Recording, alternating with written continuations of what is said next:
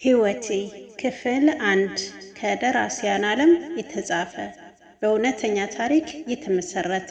አቅራቢ ይፋት ሎቭ ስቶሪች። ጌታዬ ሆይ እጠብቃለሁ። ሁሉም ነገር ወቅቱን ይጠብቃል።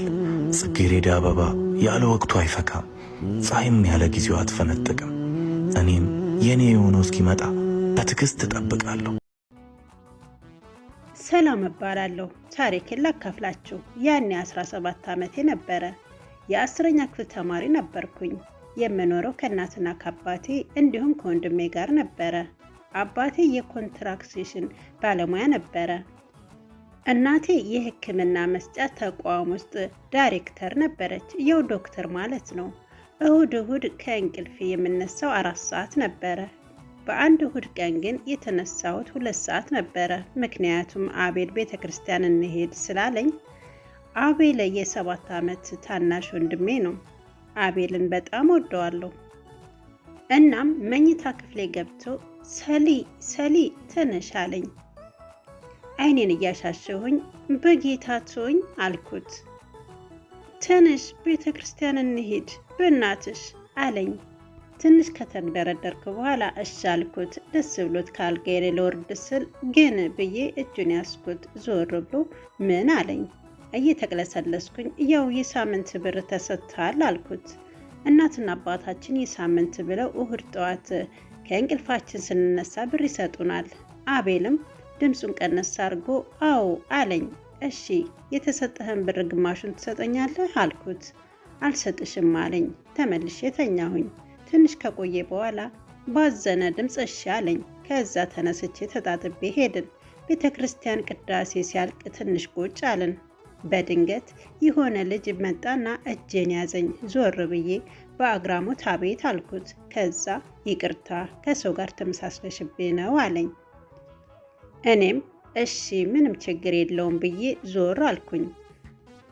ድጋሜ መጣና ይቅርታ ስንት ሰዓት ነው አለኝ። የሚገርመው እጁ ላይ ትልቅዬ ሰዓት አለ። እጁ ላይ ያለውን ሰዓት እየተመለከትኩኝ ያንተ አይሰራም አልኩት። ደንግጦ እጁን አየው። ትንሽ ካፈጠጠበት በኋላ አዎ አይሰራም አለኝ። ከዛ ስልኬን አውጥቼ ልነግረው ስል እንደውም ታዩ ብሎ ሄደ። በጣም ገርሞኝ ፈገግ አልኩኝ። ከዛ እኔና አቤል ወደ ቤት ተመለስን።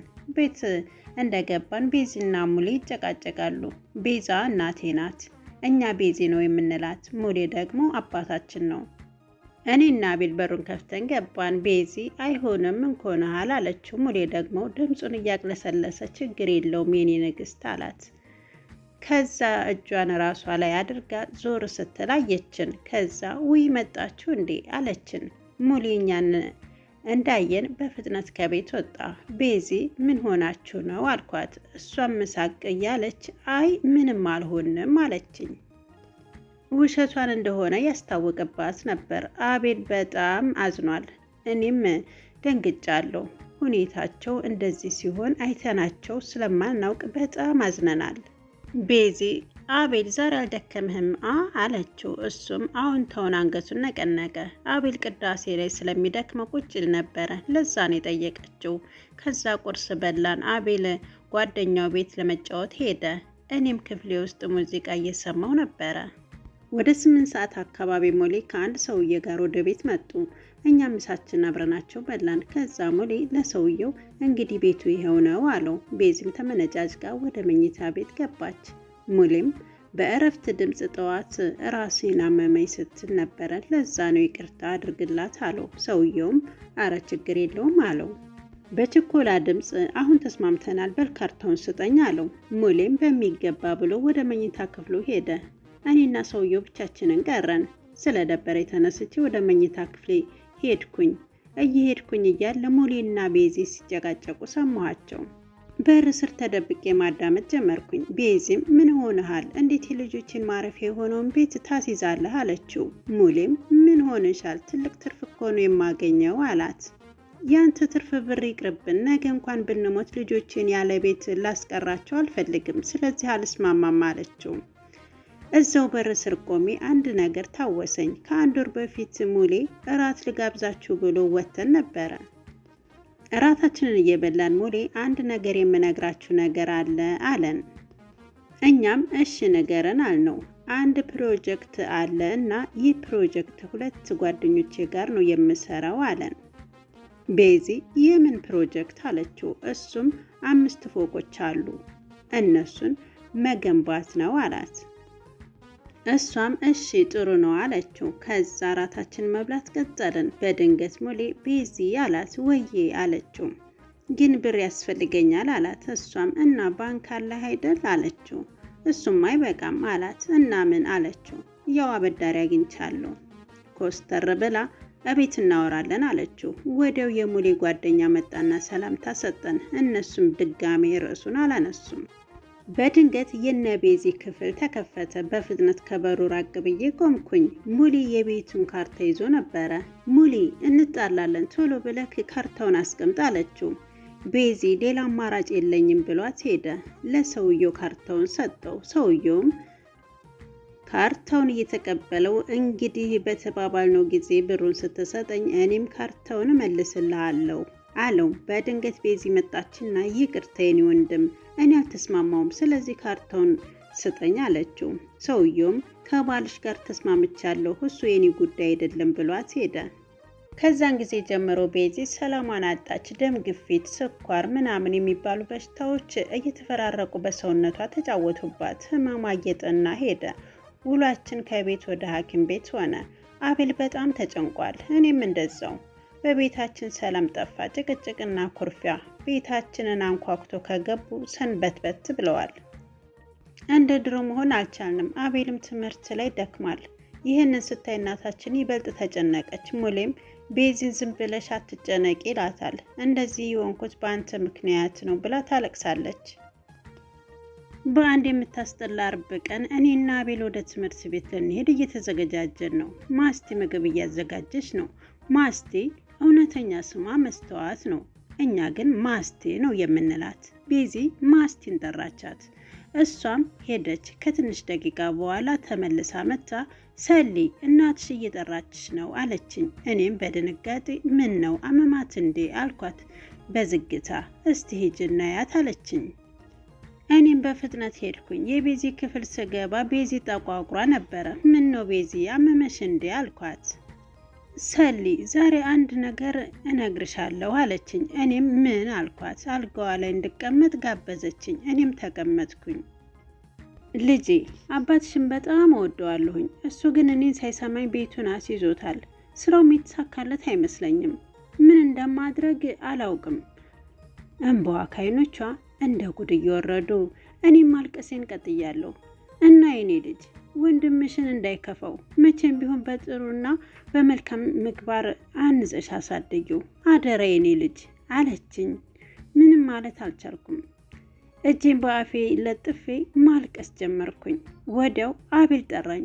ቤዚ አደራ የኔ ልጅ ለዚህ ቃል ግቢልኝ አለችኝ። እኔ ግን ዝም ብዬ ማልቀሴን ቀጠልኩኝ። ወዲያው አቤል በሩን ከፍቶ ገባ። እኔም ቤዚን በፍጥነት እንባችንን ጠራርገን፣ አቤል ግን እያለቀስን እንደነበረ ሳይገባው አልቀርም። ቤዚ ምንም ማለት አልቻለችም። ቃላቶች ሲተናነቋት ዞር ብዬ አቤል ሂድና ከመኝታ ቤቴ ቦርሳዬን አምጣልኝ አልኩት። እሱም ሄደ። እሱ ከክፍሉ መውጣቱን እንዳረጋገጥኩኝ ቤዚ በእናትሽ ዛሬ ትምህርት ቤት አልሄድም፣ እዚህ ካንቺ ጋር ለዋል አልኳት። እሷም እየተኮሳተረች እሱማ አይሆንም እኔ እኮ ደህና ነኝ፣ በያሁ ወንድምሽን አታስጠብቂው አለችኝ። ቤዚ ግን ስላት ፀጉሬን እየነካካች እኔና አቤልን እንደምትወደን ነገረችኝ። እኔም እንደምወዳት ነግሪያት ከክፍሉ ልወጣ ስል ሰሊ አለችኝ። እኔም ዞር አልኩኝ። አቤልን አደራ እሺ የኔ ልጅ እንዳላዝንብሽ አለችኝ። ተንደርድሬ አቀፍኳት። መሄድ አልቻልኩም፣ ግን በግድ እንድሄድ አደረገችኝ። እኔም እሺ ብዬ ሄድኩኝ። ክፍል ውስጥ እያለሁ አንዴ ልቤ ይፈራል፣ አንዴ በጣም ይጨነቃል። ብቻ መማር አይበለው እንደ ነገሩ ሆኜ የመለቀቂያ ሰዓታችን ደረሰ። እኔም አቤልን ይዤ እየተጣደፍኩኝ ወደ ቤት ሄድን። እቤት እንደደረስን የግቢ በር ክፍት ነበረ። ቶሎ ብዬ ገባሁኝ። ማስቲ እነዚህን የመሰሉ ልጆች ለማን ጥለሽ እያለች ታለቅሳለች። ቦርሴ መሬት ላይ ጣልኩት። አምባዬ ከዓይኔ ላይ ዱብ ዱብ አለ። ልቤ እንደ መትረየስ መታች። እግሮቼ ተንቀጠቀጡ። አፌ ተርበተበተ። ምን ማድረግ እንደነበረብኝ አላውቅም ነበር። ቶሎ ብዬ ወደ ቤዚ መኝታ ክፍል ሄድኩኝ። ፊቷ በነጠላ ተሸፍኖ ነበረ። በዛን ሰዓት በድን ሆንኩኝ። ጎረቤቶቻችን ክፍሉ ውስጥ ነበሩ። ከክፍሉ ሊያስወጡኝ ሞከሩ። እኔም ለምን ታስወጡኛላችሁ? ቤዚን ለያት እንጂ አልኳቸው። እጄን ለቀውኝ ማልቀስ ጀመሩ። ቤዚ ሞታ ነበር። ማልቀስ ጀመርኩኝ። የምር ማመን አልፈለኩም ነበር። ግን ቤዚ ጠዋት አቤልን አደራ ብላኝ ነበረ። ይህን ሳስታውስ ተንበርክኬ ማልቀስ ጀመርኩኝ። ቤዚን ይዣት ቤዚ እናቴ አልኳት። ግን ምንም መልስ የለም ነበረ። በዛን ሰዓት አቤት ሰሊ እንድትለይ በጣም ፈልጌ ነበር። ግን እሷ ዝም ነበር ያለችው። ወዲያው አቤል መጣ። እማ አላት። ቤዚ አሁንም ዝም አለች።